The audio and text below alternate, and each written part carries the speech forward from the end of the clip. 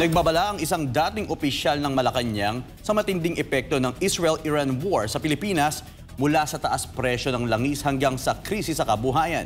Kasabay nito, binatikos ni VP Sara Duterte ang pro-US foreign policy ng Administrasyong Marcos Jr. Si MJ Mondihar sa report.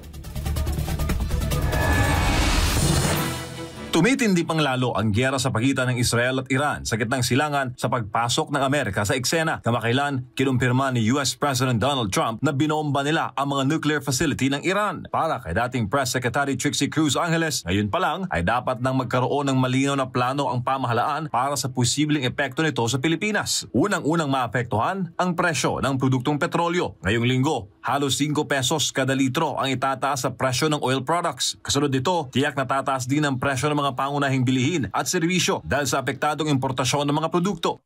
Ang effect nito, kaya tawag natin geopolitical ripples, ay on matters like yung trade importations, sa prices ng langis at saka ang inflation dito sa atin. Kung walang konkretong paghahanda, babala ni Attorney Cruz Angeles, lalo maghihirap ang buhay ng mga Pilipino. Kaya habang hindi pa lubusang tumataas ang presyo ng mga bilihin, dapat raw ay may nakabang ng stockpile ng pagkain, gamot at tubig ang gobyerno. Dapat daw itong tumagal ng 2 hanggang 4 na linggo, depende sa tindi at tagal ng gulo sa Middle East. Bakit?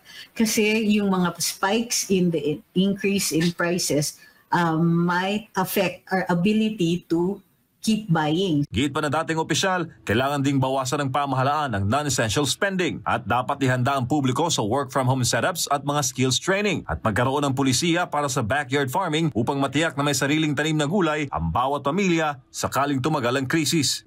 Maintain emergency funds because you don't know what could happen.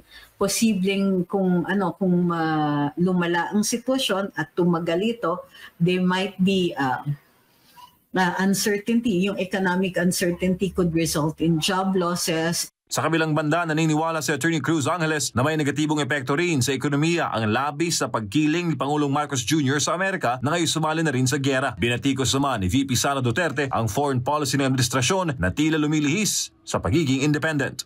Yun yung problema. Nung lumayas na tayo sa friend to all enemy to none na polisiya, hindi na, kumbaga, yung masyado tayong identified sa US is very, very dangerous for us sometimes.